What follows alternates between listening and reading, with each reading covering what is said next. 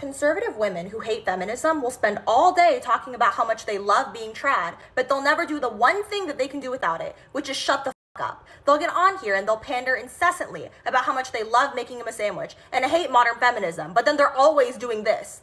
Feminism is why you can do that. So how about you shut the up and stop making money and get the off the internet? Let me introduce y'all to TikTok user YumiXX. Conservative women are almost always hypocrites, and this becomes very apparent when you look at any conservative women who are in the public eye, like for example Erica Kirk, whose husband spent his entire life saying that a woman's main purpose was to take care of her children and submit to her husband. And now where is Erica Kirk? Anywhere but home, in the vice president's hair. Another example of this is right-wing political commentators who are women who will say that they hate raging feminists who have strong opinions and impose their beliefs on everyone else. And what do? They have strong opinions and they impose their beliefs on everyone else. I don't think conservative women have a very strong sense of self, and I think that's why the classic and typical life path of having a husband and then having his children and then catering to them forever is so appealing to them. But at their core, I don't even think they believe in half the stuff that they preach. She has officially shared her thoughts. What do you make of Mamdani here in New York? And the reason I ask is he was somebody who really actually was able to persuade the younger voter. I mean, he really captured, but obviously on the complete opposite end, if you will, of where someone like Charlie would have been. I'm going to come at this from a female voter because a high percentage of his voters were female.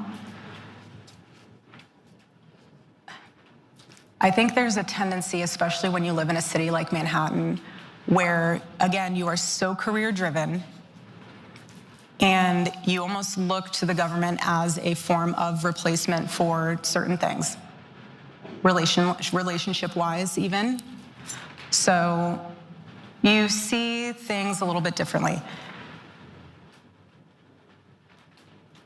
What I don't want to have happen is women, young women in the city, look to the government as a solution to put off having a family or a marriage because you're relying on the government to support you instead of being united with the husband where you can support yourself and your husband can support and you can guys all combine together. But I just find it so ironic and so interesting that a heavy percentage of the individuals that voted for him were female. On this person's hypocrisy, that of course being Erica Kirk. If you're a woman and you hate feminism, then shut the up like you would have to do without it. Shut the up and go get married at 20 and submit to your husband and have his children and stop posting online and stop going to college and stop wearing jeans and live your life without it and see what that life is like. Because I'm sick of you guys getting on here and saying that you're not feminist or that you hate feminism when you don't even know what privileges it has afforded you. It's like using your phone every single day and then saying that you hate electricity. Why do you keep talking? Like you guys are using feminism to complain about how you hate feminism. Shut the up. And not just that. If you're dating a guy who voted for Donald Trump, stand the up. That's so embarrassing for you. It's giving desperate as you guys will be like, oh, canceling out my boyfriend's vote. I'm canceling you. You're desperate. It's embarrassing as your boyfriend doesn't view undocumented immigrants as people. The threshold for what he views as respectable extends to barely you. Have a daughter with him. See how he treats that daughter. And especially if you're an Asian woman, because I know a lot of you all like to date conservative men for some reason. Girl, back in 2019, they were saying you did COVID. Circa 2020, they were saying you did COVID. And now you're sitting here dating that man. What the you date is a direct reflection of your beliefs. He is not going to change for you. And in the future, if you all build a life together, it's not just, oh, who did you vote for? It's what schools are you sending your children to? What news are you guys watching together? How are you raising your kids? What are you teaching them to believe in? And you're submitting all of these things for this stupid man who's bigoted as hell. What the is wrong with you? It's 2025. They're repeatedly trying to fight against protections, basic protections for women, and there you are siding with the enemy. Fuck you.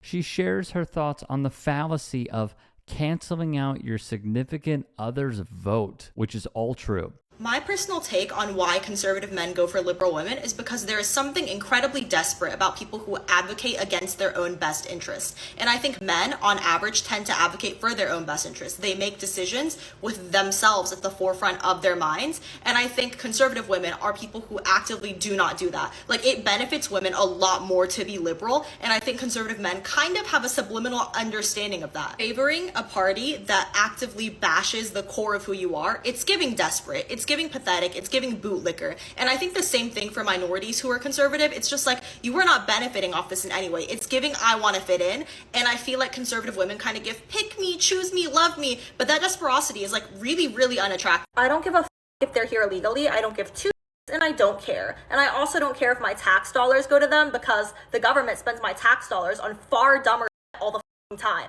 What percentage of my tax dollars did Donald Trump send to Argentina this year? What percentage of my tax dollars does the military spend on dumb government contracts that we don't even need every single year? And everyone's always like, oh, well, they're taking our jobs. Okay, well, I wasn't going to do that job. You weren't going to do that job. At least they're working and contributing to society. We have American citizens who do nothing but sit on Facebook and post conspiracy theories all day. Do you think the people who are fixing roads and building bridges are contributing more to society, or the people on Facebook doing absolutely nothing but spreading misinformation?